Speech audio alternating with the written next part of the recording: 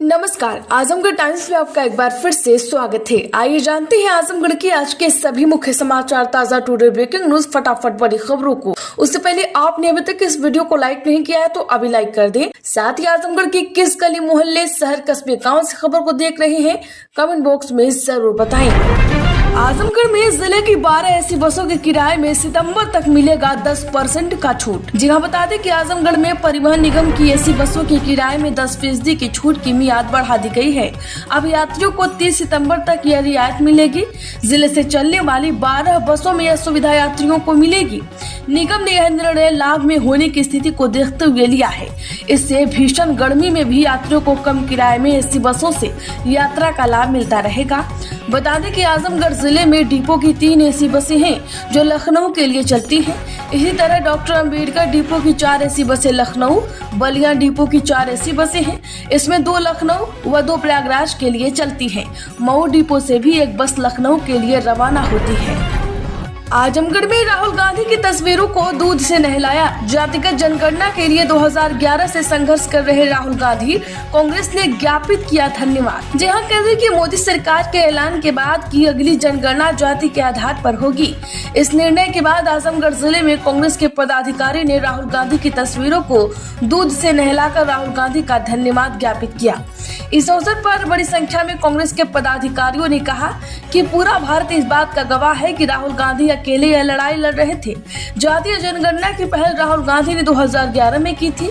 सरकार द्वारा जातीय जनगणना किए जाने को लेकर शहर कांग्रेस के पूर्व अध्यक्ष नजम समीम ने बड़ी संख्या में पदाधिकारियों के साथ मिलकर राहुल गांधी की तस्वीरों को दूध से नहलाते हुए धन्यवाद ज्ञापित किया। आजमगढ़ में मड़ई में आग लगाने वाला गिरफ्तार 3 आरोपियों के विरुद्ध दर्ज हुआ है मुकदमा।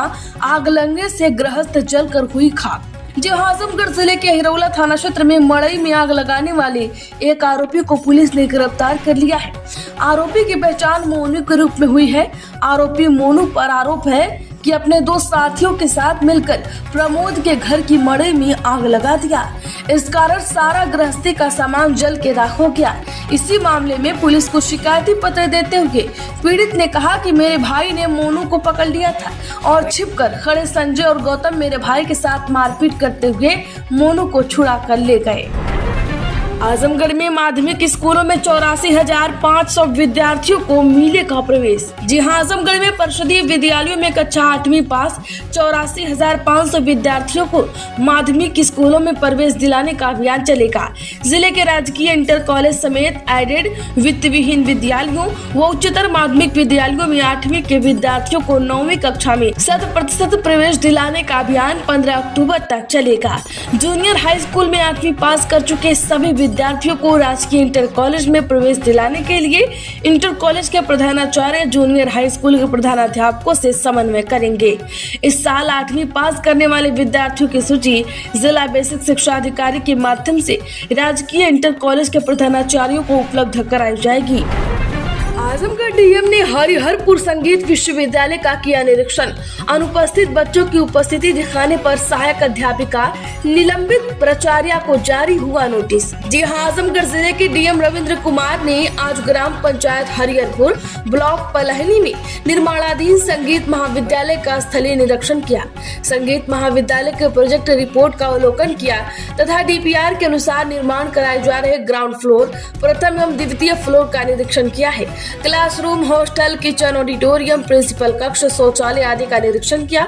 उसमें लगे खिड़की, दरवाजे, तार, पंखा, सीलिंग, दीवार आदि की गुणवत्ता की जांच की। उन्होंने निर्माण कार्य में प्रयोग हो रहे सरिया, सीमेंट, पेंट आदि के मटेरियल के ब्रांड की भी जांच की। जिलाधिकारी ने गैलरी में बने हुए पानी के चैम्बर को बराबर करने के निर्देश दिए। इसके साथ ही छत की ऊंचाई की भी जाँच की है। आजमगढ़ में ग्राम प्रधानों के खिलाफ शिकायतों की जांच के लिए अधिकारी हो गए हैं नियुक्त।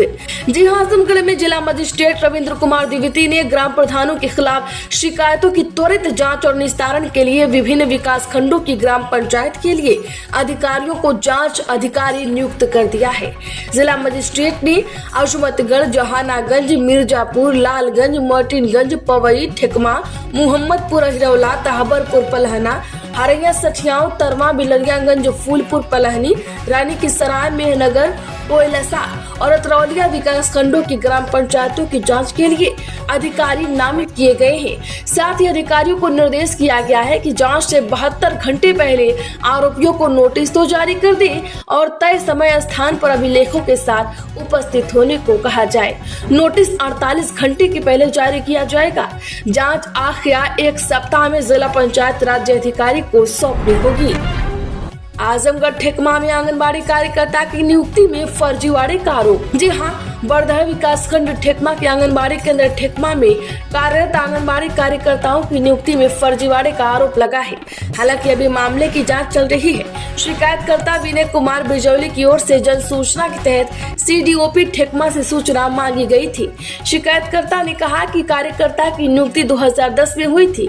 नियुक्ति के समय हाई स्कूल की मार्कशीट में कूट रचित कर जन्म तिथि 1989 दिखाई गई, जबकि हाई स्कूल की मार्कशीट में उनकी जन्म तिथि 1990 है। उन्होंने आंगनबाड़ी कार्यकर्ता की नियुक्ति फर्जी तरीके से होने का आरोप लगाया, क्योंकि उस समय उनकी उम्र कम थी। वहीं आंगनबाड़ी कार्यकर्ता का विकलांग पेंशन क्षेत्र के शादीपुर के पते पर जारी हुआ है। अभिलेखों में कूट रचित कर इनका निवास प्रमाण पत्र भी ग्राम सभा ठेकमा ने जारी कर दिया। आजमगढ़ में अंबेडकर प्रतिमा को तोड़ने वालों पर कार्रवाई करे योगी सरकार, सपा प्रमुख अखिलेश यादव ने की मांग। जगह बता दें कि सपा अध्यक्ष अखिलेश यादव ने कहा कि भाजपा सरकार को अंबेडकर जी की प्रतिमा तोड़ने वालों के खिलाफ कार्रवाई करनी चाहिए। उन्होंने आरोप लगाया है कि भाजपा के लोग ही अंबेडकर की मूर्ति तोड़ रहे हैं, इसीलिए वो कार्रवाई किस पर करें। यह जवाब उन्होंने प्रदेश के कई जिलों में अंबेडकर प्रतिमाएं तोड़ जाने के सवाल पर दिया। आजमगढ़ में सोना 407 रुपए गिरकर 93,954 पर आया। चांदी 94,125 रुपए में बिक रही। कैरेट के हिसाब से जानिए गोल्ड की कीमत। जगह सोने के दाम में आज गिरावट हो रही है।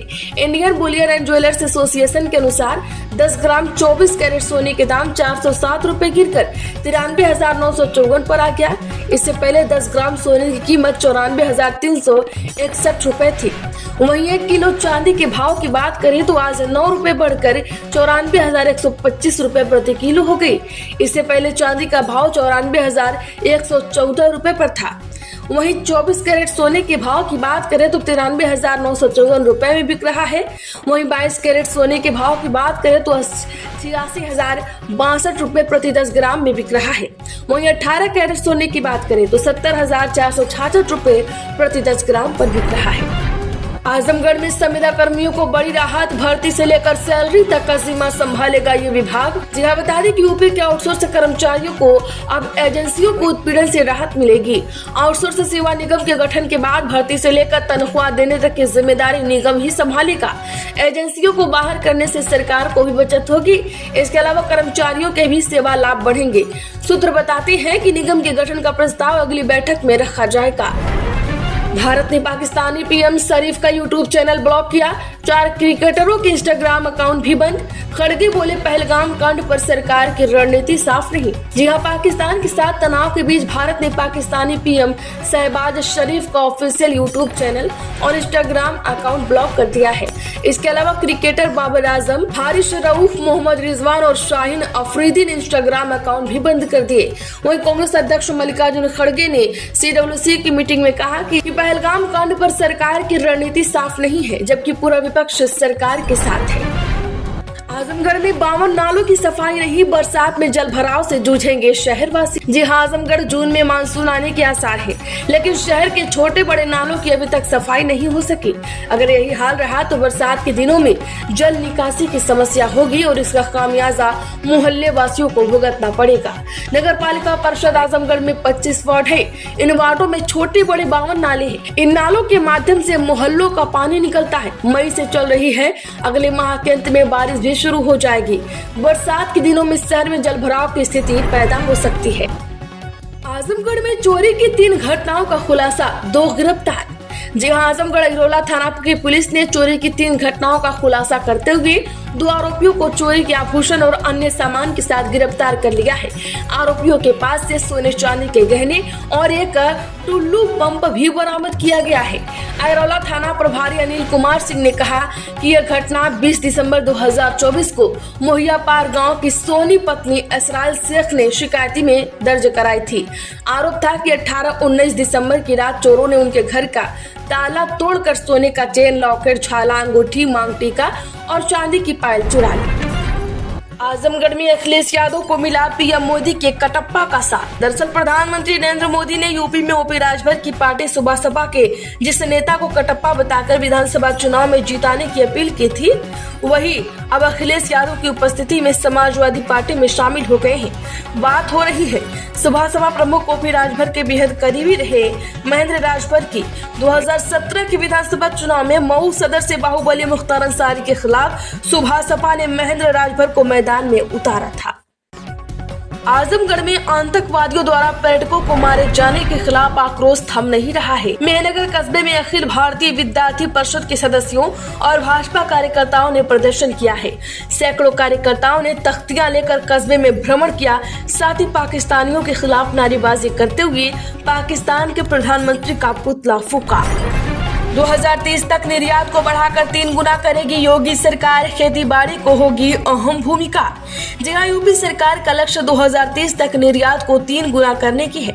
निर्यात बढ़ाने के इस लक्ष्य में खेती बाड़ी की अहम भूमिका होगी। राष्ट्रीय स्तर के निर्यात के आंकड़े भी यही कहते हैं। इन आंकड़ों के मुताबिक कोविड-19 के बाद से ही कृषि एवं खाद्य पदार्थों के निर्यात में लगातार वृद्धि हुई है। 2023-24 की तुलना में 2024-25 में वृद्धि की यह दर करीब 10% रही। वहीं कई फलों एवं सब्जियों को नए बाजार मिले हैं। वैश्विक स्तर की बेहतरीन कनेक्टिविटी और देश के इकलौते अंतर्राष्ट्रीय जलमार्ग के कारण पूर्वी उत्तर प्रदेश के कुछ जिलों में खाड़ी के देशों को सब्जियों के निर्यात में वृद्धि हुई है। आजमगढ़ समेत आज 58 जिलों में बिजली गिरने की चेतावनी। बारिश का अलर्ट। 60 से 70 किमी प्रति घंटे की गति से चलेगी हवा। जी हां, मौसम वैज्ञानिकों ने 4 से 6 मई तक मौसम में बदलाव रहने के आसार जताए हैं।